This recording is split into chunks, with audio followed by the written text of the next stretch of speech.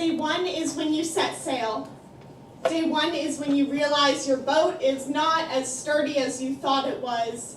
Day 1 is when the clouds start to gather.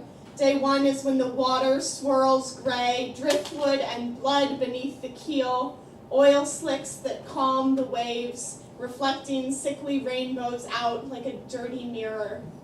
Day 2 is when the storm hits. Day 2 is when you lose sight of land. Day 2 is when you lose sight of everything. The mast disappears into the clouds above. The bow dips below the water. Your map is soaked with rain and salt. You always thought your books exaggerated when they talked about waves the size of a house, but the crests and troughs swallow your ship whole, and each time you start to fall, you believe in your heart you will never rise again. Day 3 is when you realize that your life is not a metaphor.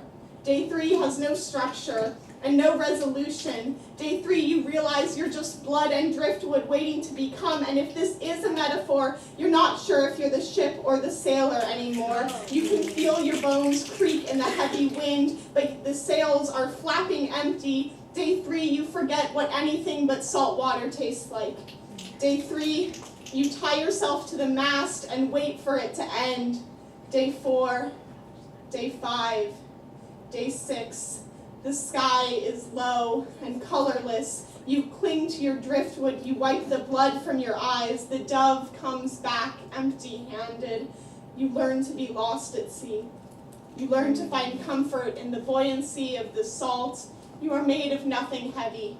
You are made of air. You are made of everything that happened before you set sail, and everything that happened before you set sail is lighter than a word. And ghosts don't have to worry about drowning or compasses. Someday there will be an island.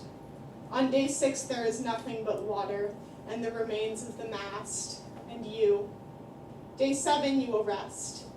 Today you swim.